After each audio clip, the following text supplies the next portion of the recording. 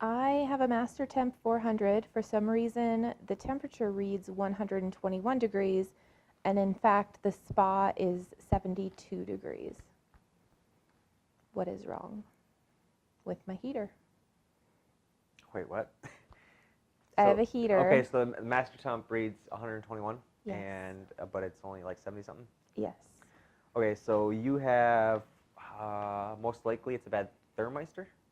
Depends on what setup, because if you're talking about through an easy touch and you have like a temperature sensor, then those are notorious for getting hairline cracks to give out false readings. But if all the readout is on the Mastertemp itself, I believe it's the thermistor, which, excuse me, if you pull off the panel, I believe it's 3 screws on the manifold end.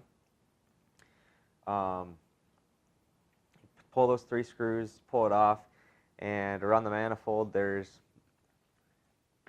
I think there's about 5 sensors. You got your high limits, your water pressure. One of them should be the thermistor, and you can try it by taking it out and cleaning it up if it's pitted, corroded, or anything like that, and putting it back in. See if that does the trick and changes it. Otherwise, you may need to replace it.